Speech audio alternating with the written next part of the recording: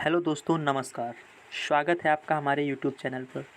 जैसा कि आपको पता है, डॉक्टर राम मनोहर लोहिया अवध विश्वविद्यालय फैज़ाबाद के द्विवर्षीय बीएड कोर्स में जो प्रथम वर्ष की परीक्षा है, हाल ही में होने वाली है। तो अगर आपने तैयारी की है किसी बुक या इजी नोट्स की हेल्प से या कॉलेज जाकर, तो आपके तैयारी में धार लगाने के लिए आया हूँ। आपने नहीं की है, तब भी आपका बहुत ही अच्छा तैयारी कराने के लिए आया हूँ। तैयारी एक्चुअली मैं यहाँ पे क्वेश्चंस आपको कुछ दिखाने आया हूँ, जैसा कि आप स्क्रीन पर देख पा रहे हैं। तो इन क्वेश्चंस में आप देख पा रहे हैं कि यहाँ पर 26 क्वेश्चन हैं टोटल। तो ये जो प्रथम प्रश्न पत्र है, ज्ञान एवं पाठ्यक्रम जो विषय है अवध यूनिवर्सिटी में जो कॉलेज की तरफ से होता है, नॉलेज एंड करिकुलम जो सब्जेक्ट है, उसके कुछ इम्पोर्टेंट क्वेश्चन हैं यहाँ पे। तो आप देख सकते हैं, इन्हीं में से क्वेश्चंस में से पेपर में आएगा। तो आप सीमित चीज़ पढ़कर, अगर आप पूरा बुक पढ़ेंगे तो आपके पास इतना समय नहीं है। आप इन क्वेश्चंस को तैयार करके जाइए, मेरा विश्वास मानिए, क्वेश्चन इन्हीं में से आएगा। तो आइए देखते हैं समय को बर्बाद किए बिना। तो सबसे पहले बीएड प्रथम वर्षीय यहाँ पे 2022 के दृष्टिगत यहाँ पे दिया गया है। तो पिछले ईयर के ही हैं, लेकिन ये सारे इम्पोर्टेंट हैं इस बार भी। तो प्रथम प्रश्न पत्र, ज्ञान एवं पाठ्यक्रम का महत्वपूर्ण प्रश्न यहाँ पे दिया गया है। शिक्षा, सबसे पहला प्रश्न क्या है? शिक्षा क्या है, इसके विभिन्न अर्थों को स्पष्ट कीजिए। तो शिक्षा क्या है, इसके विभिन्न अर्थों को स्पष्ट कीजिए। आप प्रश्न लिख सकते हैं ताकि आप बाद में उसके उत्तर वहाँ से ढूंढें अपने बुक, इजी नोट्स कहीं से, या यूट्यूब पे सर्च करें, कहीं से भी आप इस प्रश्न में केवल प्रश्न बता रहा हूँ। आप कहेंगे तो मैं इनके उत्तर भी लेकर आऊँगा, लेकिन अभी मैं ये केवल और केवल प्रश्न आपको दिखा रहा हूँ जो कि इम्पोर्टेंट है। तो शिक्षा क्या है, इसके विभिन्न अर्थों को स्पष्ट कीजिए, पहला प्रश्न आपके सामने। दूसरा है विद्या और अविद्या, शिक्षा एवं इल्म, तालीम शब्दों को दार्शनिक दृष्टिकोण से स्पष्ट करें। तो विद्या, अविद्या, शिक्षा और इल्म, तालीम शब्दों को दार्शनिक दृष्टिकोण से स्पष्ट करना है, दूसरा प्रश्न हो गया। तीसरा प्रश्न आप देख रहे हैं, भारतीय संस्कृति की शिक्षा योजना प्रस्तुत कीजिए। तो भारतीय संस्कृति की शिक्षा योजना प्रस्तुत कीजिए, तीसरा प्रश्न है। उम्मीद है आपने लिख लिया होगा। चौथा प्रश्न है, शिक्षा दर्शन के स्वरूप की समीक्षा करें। चौथा प्रश्न है, शिक्षा दर्शन स्वरूप की समीक्षा करें। पांचवा प्रश्न है, शिक्षा में आदर्शवाद से आप क्या समझते हैं? उत्तम समाज व्यवस्था के निर्माण तथा संचालन में उसका क्या महत्व व योगदान है? शिक्षा में आदर्शवाद से आप क्या समझते हैं? तो आदर्शवाद से एक प्रश्न बन सकता है, उत्तम समाज व्यवस्था के निर्माण तथा संचालन में उसका महत्व क्या है? अच्छा, अगला प्रश्न है, छठा नंबर का जो प्रश्न है, शिक्षा में प्रकृतिवाद क्या है? शिक्षा सिद्धांत के लिए इसका क्या योगदान है? तो शिक्षा में प्रकृतिवाद क्या है, शिक्षा सिद्धांत के लिए इसका योगदान क्या है? ये आपका छठवें नंबर का प्रश्न हो गया। अगला प्रश्न है सातवें नंबर का, शिक्षा में यथार्थवाद से आप क्या समझते हैं? अभी हमने आदर्शवाद देखा था, अब यहाँ पे हम यथार्थवाद देख रहे हैं। तो यथार्थवाद से आप क्या समझते हैं शिक्षा में? तो ये भी पूछा जा सकता है, इम्पॉर्टेंट प्रश्न है। अगला प्रश्न है गाइस कि फलकवाद से आप क्या समझते हैं? फलकवाद यानी प्रयोजनवाद, शिक्षा के सिद्धांत क्या एवं कार्यप्रणाली को इसने किस प्रकार प्रभावित किया है?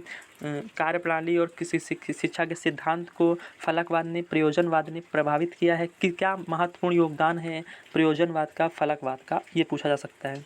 अगला प्रश्न है, वेदांत के अनुसार शिक्षा का वर्णन कीजिए। वेदांत के अनुसार, वेदों के अनुसार, तो वैदिक कालीन शिक्षा जो है उस पर वर्णन करना है। अगला है, बौद्ध शिक्षा की प्रमुख विशेषताओं का वर्णन कीजिए। तो बौद्ध की जो शिक्षा है उस पर एक प्रश्न। तो ये इम्पोर्टेंट प्रश्न है।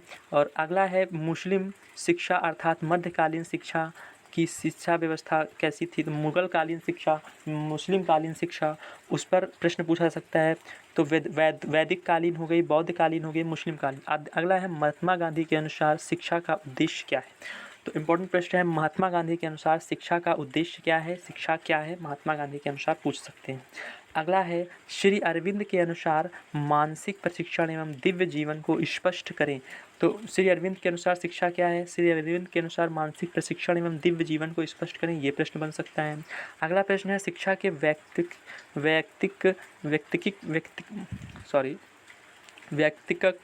एवं सामाजिक उद्देश्यों के अंतर को स्पष्ट करें।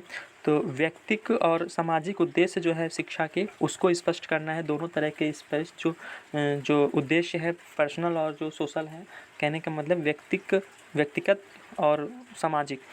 ठीक है। अगला प्रश्न है, समाजवाद के मूल सिद्धांत क्या हैं? तो समाजवाद के मूल सिद्धांत क्या है, ये अगला प्रश्न है। अगला प्रश्न है, धर्मनिरपेक्षता की आधुनिक अवधारणा बताइए। धर्मनिरपेक्षता की आधुनिक अवधारणा क्या है? पंथ निरपेक्षता, धर्मनिरपेक्षता हम पढ़ते हैं, तो धर्मनिरपेक्षता की आधुनिक अवधारणा बताइए। ठीक है। अगला प्रश्न है, अनतंत्र के मूल सिद्धांतों का वर्णन कीजिए। अनतंत्र के मूल सिद्धांतों का वर्णन कीजिए। अगला प्रश्न है, समाजीकरण की परिभाषा दीजिए। समाजीकरण क्या है? ठीक है। अगला प्रश्न है, सामाजिक परिवर्तन से आप क्या समझते हैं? सामाजिक परिवर्तन, समाजीकरण, ये पूछ सकते हैं।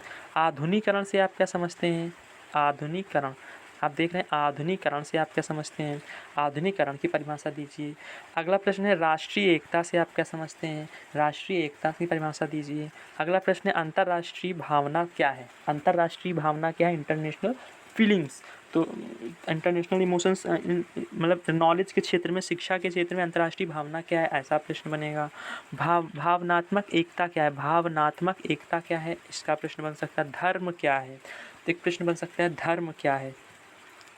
अगला है, संस्कृति एवं सांस्कृतिक विलंबनाओं की अवधारणा को स्पष्ट करें। तो विलंबनाओं को स्पष्ट करने की अवधारणा को स्पष्ट करना, संस्कृति एवं सांस्कृतिक विलंबनाओं की अवधारणा को स्पष्ट करें। अगला प्रश्न बन सकता है, पाठ्यक्रम के अर्थ एवं उद्देश्यों को स्पष्ट कीजिए। पाठ्यक्रम के अर्थ एवं उद्देश्यों को स्पष्ट कीजिए। तो ये जो इम्पोर्टेंट प्रश्न हैं बीएड प्रथम वर्षीय, जो कि इसके जो दृष्टिगत प्रथम प्रश्न पत्र है, ज्ञान एवं पाठ्यक्रम, इसके महत्वपूर्ण प्रश्न हैं दोस्तों। इन प्रश्नों को आप तैयार करिए अपने क्वेश्चन बैंक से, अपनी बुक से, या फिर मैं जल्द ही इनके वीडियो लाऊंगा, इन सभी के आंसर्स के जल्द ही लाऊंगा। जल्द ही का मतलब हो सकता है कि 1-2 दिन में आ जाए, तो आप उसका वेट कर सकते हैं, या फिर आप अपनी किताबों या फिर किसी इजी नोट से पढ़ सकते हैं। वीडियो कैसा लगा कमेंट करके बताएं, और वीडियो को लाइक, चैनल को सब्सक्राइब ज़रूर करें। धन्यवाद।